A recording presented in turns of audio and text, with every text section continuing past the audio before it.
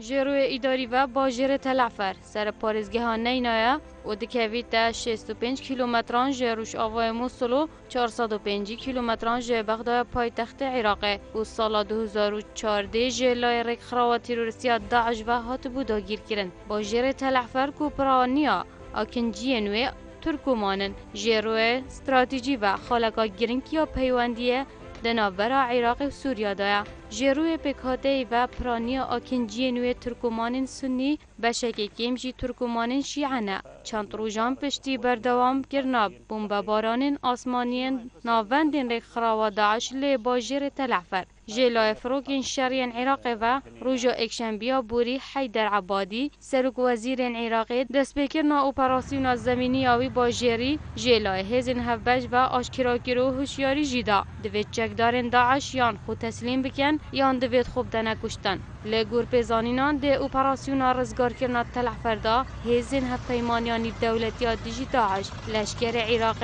و پولیس فدرال و هزین دبنسی برا 8 شعبیدات بشک دارن گوتنا جدرین امنی به کنترل کرنا هجمارکا گنده نزیکی باجر تلعفر و چند تاخکین باجری اپراسیون به برفرهی پیش بدچید لی پشکداریا هزین 8 شعبی ده نافخو در و عراق دا روی نرازی بونه هاتیه ده داخویانیه که دا بود رادیویا دوی جبلیا آلمانی غنیم آوتمان پیفدار بره ترکمانی لوی ولاتی راگهان پتری صاده شست یا ترکمان عراقی به تایبت ین تلعفر سنینا لگوردا خویانیا پیفدار بره ترکمانی ل آلمانیا ده انجام داگیر که ناوی باجری دا جلای رک خراوات تروریستی داعش و ل سال 2014 هجمارک آزور جه ترکمانان آواره باجین حریم کردستان و هجمارک جی آواره ترکیا بون ل پرانیا ترکمانان لوی باجری ماینه پیفداری بره ترکمانی اما جبوی چندی جیکریه او پیشوازی جرزگار کنا تلعفر دکن جلای لشکر عراق و لی او دجی پشکداریا هزین 8 شعبینت و اپراسیون دا